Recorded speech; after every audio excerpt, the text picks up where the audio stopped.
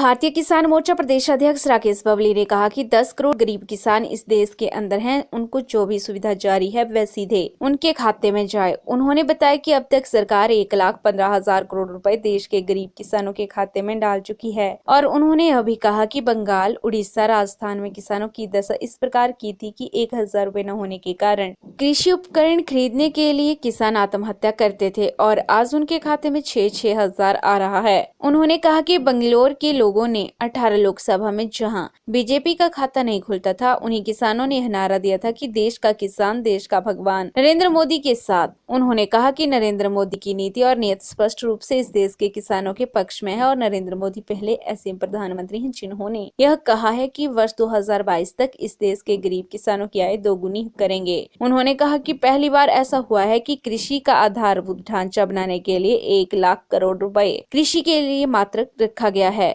और जो विरोध प्रदर्शन कर रहे हैं वह लोग बिचौलिए हैं। जो 84 पैसे 1 रुपए के अंदर से चलता था, यह बड़े बड़े बिचौलिए हैं। उनके द्वारा फंड के कुछ लोग बैठे हुए हैं। उन्होंने कहा कि देश का किसान और देश का भगवान आज भी नरेंद्र मोदी के साथ है। कहा था कि एक मिस कॉल की दूरी है, अभी तक मिस कॉल बजी नहीं, ऐसा कुछ नहीं है। मेरे को लगता है कि मैंने आपको 2 बातें बड़ी बताई कि 10 करोड़ गरीब किसान इस देश के अंदर, हमने कहा था कि उनको जो भी सुविधा जारी हो डायरेक्ट उनके खाते में जाए। और पहली बार अब तक सरकार 1,15,000 करोड़ रुपया देश के गरीब किसानों के खाते में डाल चुकी है।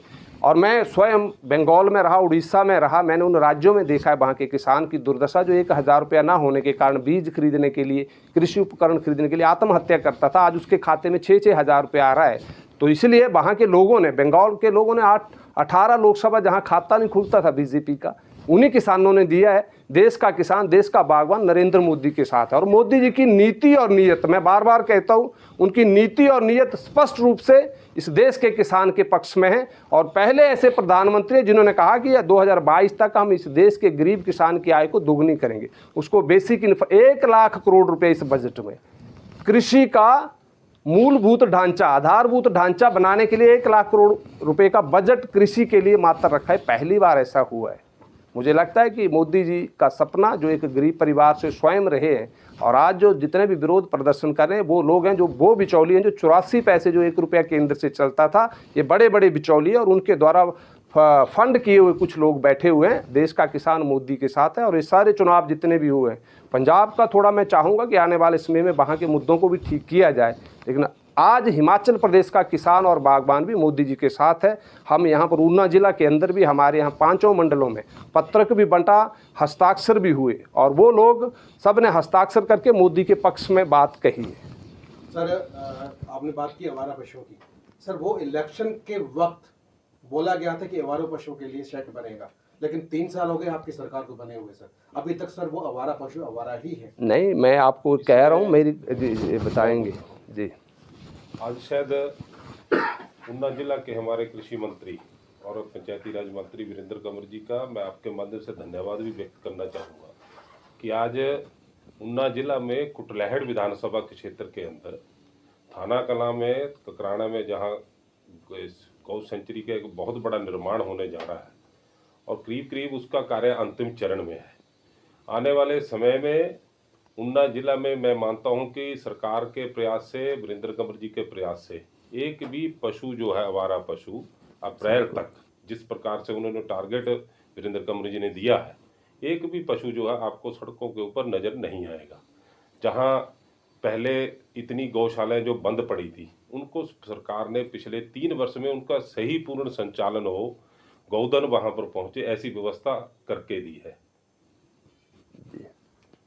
भारतीय जनता पार्टी किसान मोर्चा हिमाचल प्रदेश के माननीय मुख्यमंत्री जयराम ठाकुर जी को और कृषि मंत्री वीरेंद्र कंवर जी को बहुत बहुत बधाई भी देता है। और हिमाचल के किसानों की ओर के पिछले कल जो दिल्ली में हिमाचल प्रदेश को कृषि के अंदर 4 अवार्ड जो मिले हैं प्रथम राज्य के लिए, उसके लिए हम जयराम ठाकुर जी ने जो पिछले 3 वर्षों में कार्य किया, वीरेंद्र कंवर जी ने किया, उसके लिए हम पूरी सरकार को बहुत बहुत बधाई देते हैं।